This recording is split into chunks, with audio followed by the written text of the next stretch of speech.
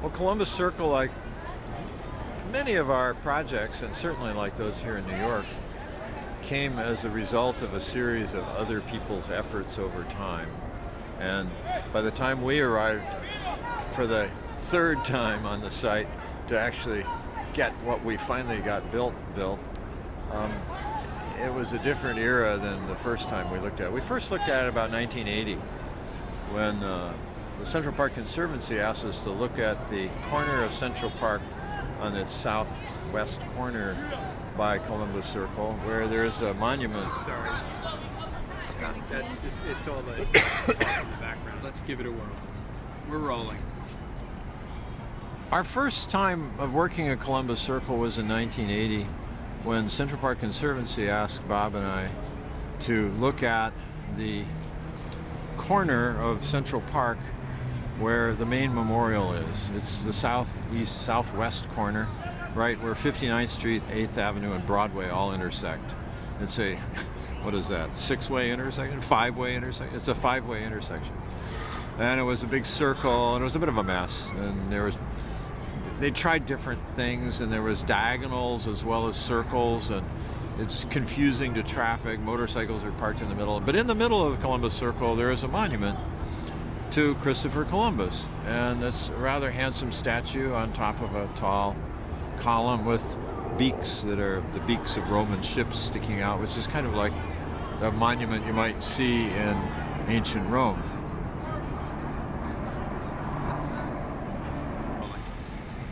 The Columbus Monument is a Roman column with ancient ships' beaks, the prows of ships on it, which relate to his, being a great mariner and all that. And then there's a statue of Columbus on top. And at the bottom, in the 1950s, the Delacorte family had given the city of New York a small little fountain, which had a dinky little fence around it. And there's inscriptions and some pretty good stuff there, but you couldn't get near it. And it was in the middle of lost in the traffic.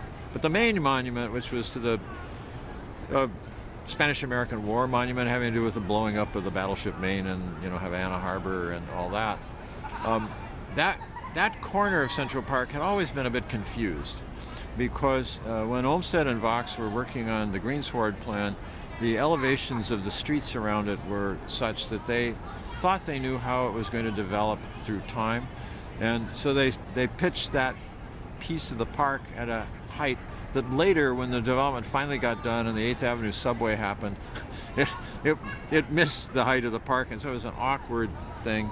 There was a carriage drive that came in there that Robert Moses closed and did away with, and buried a beautiful marble arch that was a piece of the work of Vaux and others. And so it's where the New York Marathon enters the park. It's a complicated corner in terms of its history, its physical form, and its identity and its traffic. It was a mess. So Bob Hanna and I did a plan for that corner of Central Park for the Conservancy, and it cleaned up the mess, and we redid the pavement, and we did a beautiful wall with some seats and new gates, new paths, and we figured out how to edit the trees behind to get sunlight back into it. And as a result of, I guess it was Bruce Kelly did a plan along with Phil Winslow for the Conservancy that really had to do with how the park had been overtaken by second growth trees, and it lost its spatial cohesion.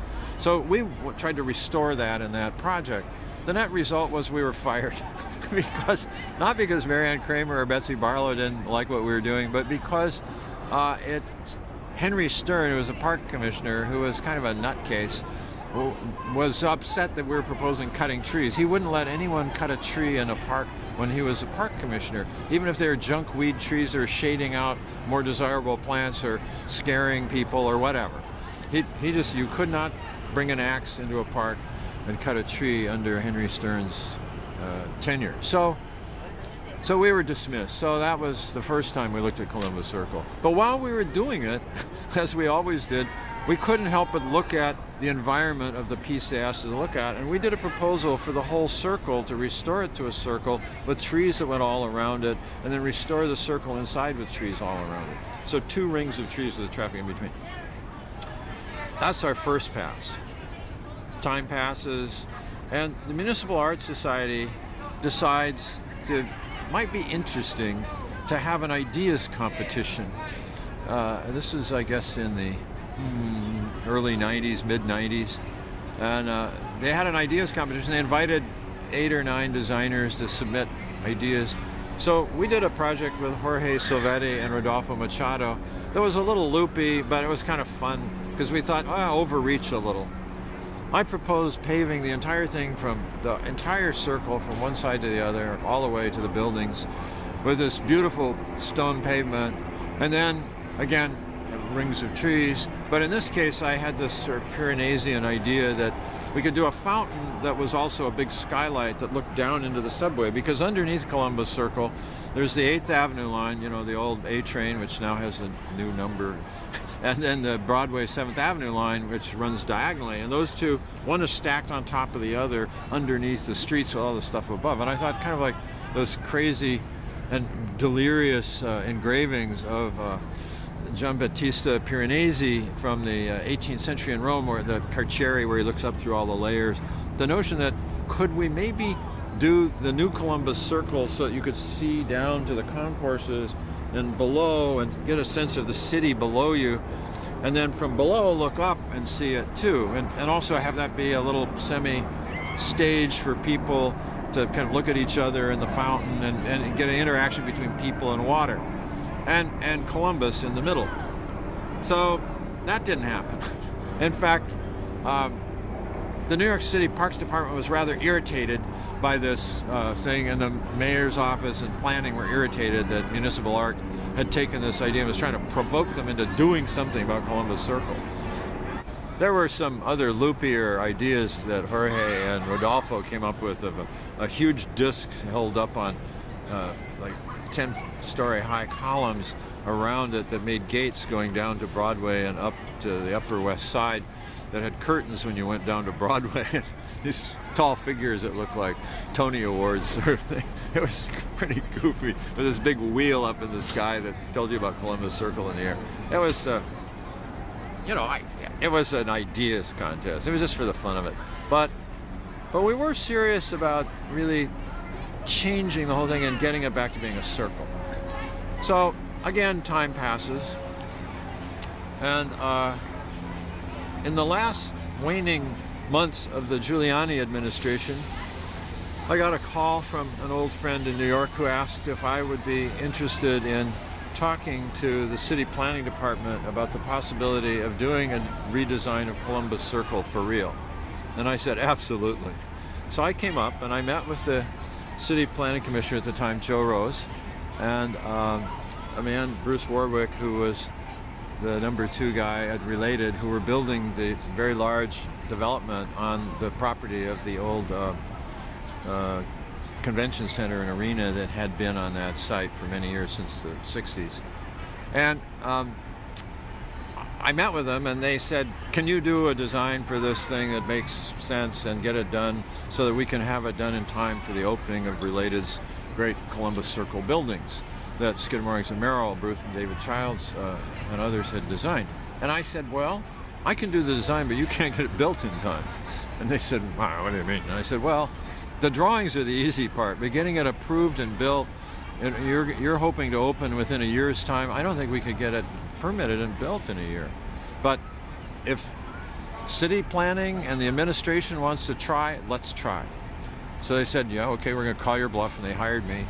And so we set forth to do it. We did do a scheme that's now built, and everyone can go see it. But it wasn't built in time for the opening. We did get the sidewalk in front of the building done so that you could drop off and get in and out of the building, but the circle was still under construction for the next year. That's because it takes a while to get things permitted in this city and to get them built. It's a tough town. And we had the MTA to deal with underneath us. We had this Streets and Highways to deal with the roadways.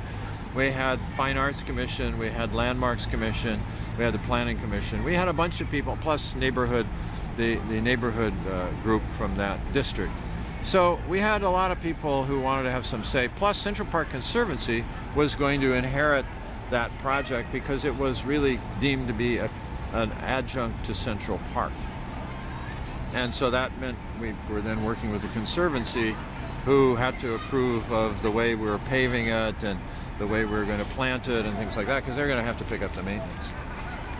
So in trying to conceive of what the scheme should be like, it occurred to me that our first idea from the 1980s was a good one.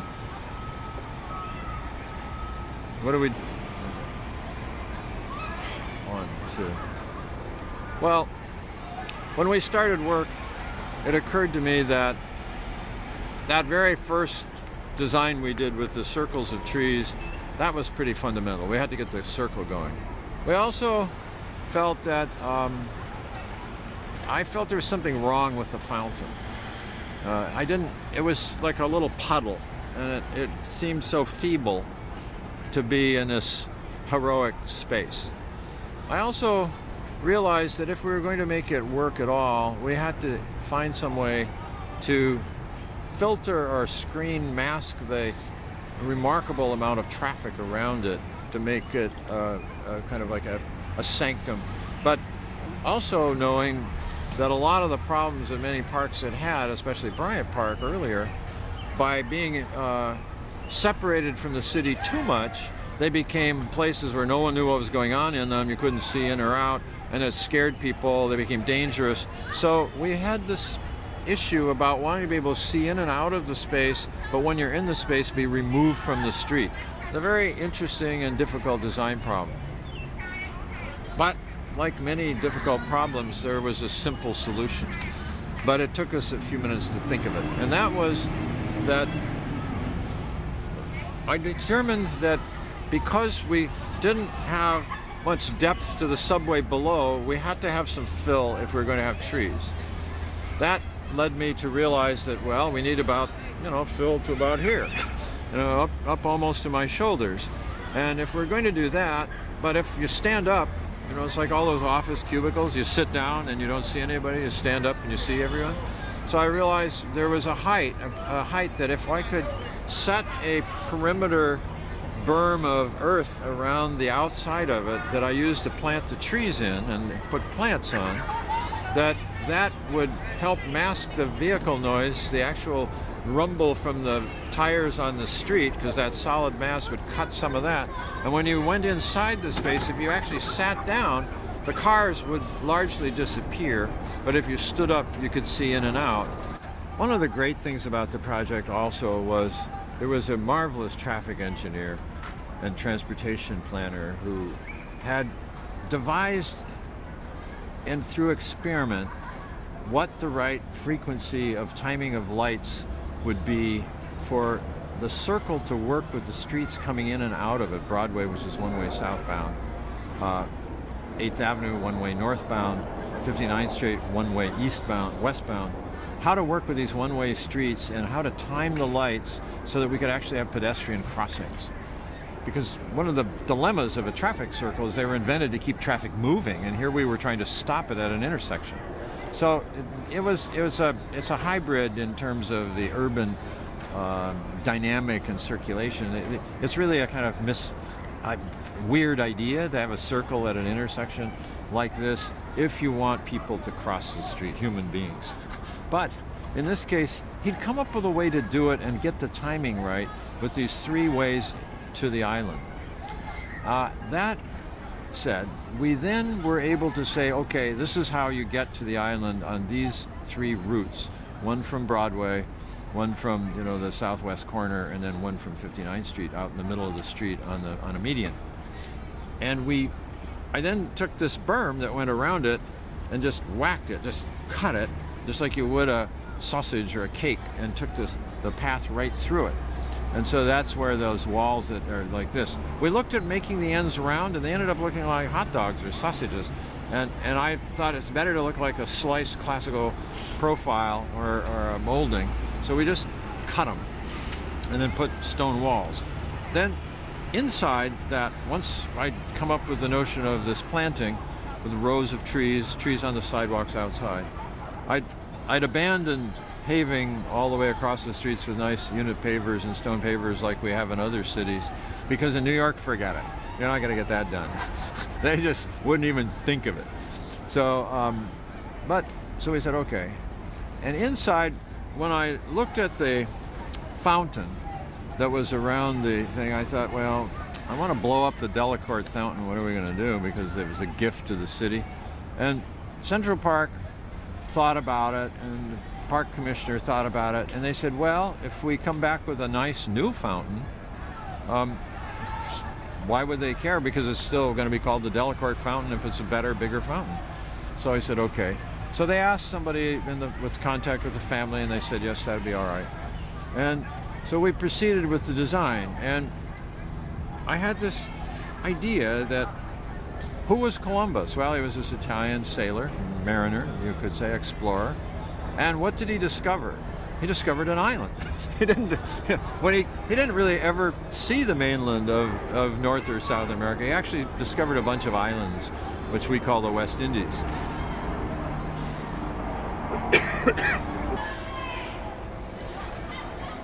Okay, let's try it. So a seeming almost obvious thing occurred to me, and that is take the little puddle and just pull it out to the turn it inside out. Put the water all around the inside, like a moat almost, and have people cross it almost on a causeway to get to this center paved area that had the monument on it, and then just put some benches around in there that you could sit on. But then I thought, oh, what do I do? Which way do I look? The fountain? Do I look at the monument? Do I look across the circle? Do I look at the trees and the flowers? What am I going to do? So this dilemma of which way do the benches face came up once again that I had faced in Battery Park City, and that later happened to me at the Washington Monument, of people being in a circular space wanting to look in two directions. The next thing that occurred to me was that, well, if the water is around there and if it wants to be a fountain, how do I do that? And here in New York, what happens is often they turn them all off in the winter and they're dry. So, and they look dead. You know, what's worse than a dead fountain? So it occurred to me that it should be designed to look and function somehow when empty. So that led me to the thought, maybe if it's, because it's semicircular, it could face the monument, and maybe it should be a set of steps, like big bleacher seats like a Greek theater or a Roman theater, and that if the water just cascaded down or came out and fell on these steps, in the winter when you dried it out, you could just sit all around the fountain on the sunny side out of the wind, you know, and the fountain would become bleachers. So it wouldn't be this abandoned dopey thing that wished, where's the water? Well, you know there's no water, but it's okay. It's still useful and has a social purpose and can be engaged directly by people. So we did that and we've worked with many fountain designers and fontanieri, sort of. You know, this one is a group from California that came out of Disney originally, a group called WET, W-E-T, and they do high-end, great fountains. They've done some rather whiz-bang ones that you would know in places like Las Vegas and Disney World and things like that. But we got them to do this fountain for us, and you know, I was nervous about asking them, this is what I want. And they said, no, that's great. We like helping people. It's kind of like when I helped Peter Eisenman with his the Memorial to the Murdered Jews of Europe, that when you have friends in the business and they've got an idea and you think, oh, that's a good idea, then you don't mind helping them. You don't have to be in control of everything or think of everything. They had that idea about the fountain. They'd help me do these simple jets that I wanted in this arena that fell into these perimeter basins, which takes a certain, you have to be self-confident enough about yourself and your own ego to not have to want to drive and control everything and just let other people have their way about things. As a real collaboration, everybody actually contributes. In this case, they contributed a lot, part of which was the huge waterworks that makes it work. When we got into the, okay, let's build it, and we were doing the construction documents, we were trying to find a place to put the pump room, which is huge, because there's tons of water involved in these multiple fountains. And in this particular case, what we looked at Central Park with bring the pipes from under by the main monument. It was kind of far away and we didn't want to rip up a piece of the park. We looked at if we could get it in the buildings, but it was too late, and that's where Whole Foods is now, and you know, we couldn't get it down there. They couldn't get it off any space. There was the subways below, and so we're going around trying to find a place between water mains and trunk sewers and huge electrical lines that fed all of Upper Broadway and the subways. We were trying to find a place to drop a pump room. We finally wedged one in, believe it or not, that's under the kind of northwest corner of some of the berms and a corner of the piece of the street that just misses the edge of a subway. It was a real difficult project, I have to say. The getting it built was hard, but once it was built, it looks so simple. It's just a circle with some low wooden benches, and it has and the fountains, and there's the thing. And you know, when we were presenting it to the Fine Art Commission, there was this cranky art historian who said, "Why are we doing all this? Why are we wasting this money on the middle of the street? Nobody will ever go out there. You know, this is foolish. These trees. Why are you even talking about the trees?" It's just like I was saying, well, because it'll make it nicer, and people like trees, and it'll help mask the cars. And I was trying to explain, what some of the fundamental aspects are of a nice environment in a city to somebody I thought was supposed to be an art historian. But I guess he does paintings or something. But anyway, what happened was we got it built. Thanks to Central Park, who backed us on this. I was really happy that when Central Park asked me, the Conservancy, what was the tree I wanted to use, I suggested that we use American buckeyes. It's a horse chestnut native to North America, but unlike the European one, it has these beautiful, tall, golden, creamy flowers instead of pink. It's not like the Asian one. It's the American chestnut. Not the sweet chestnut, which are extinct, but it's a great tree, and a big, beautiful tree with these big spikes of flowers. And so they were enthusiastic, and you can go see them. They're there. One of the other things to say is the lighting. We did have some interesting issues about the lighting, because I didn't want, again, lots of poles everywhere. So we worked with a wonderful lighting designer named Hervé Descottes from his organization L'Observatoire. They did a bunch of lighting at the Louvre and other places. Anyway, Hervé is like this elf who has ideas about lights. And so he gave us the idea of putting these little blue lights underneath the bench, but now have been copied by everybody all over the place. But when we did it there, it was like, wow, this little light, the benches float at night, and they kind of light the area of the plaza.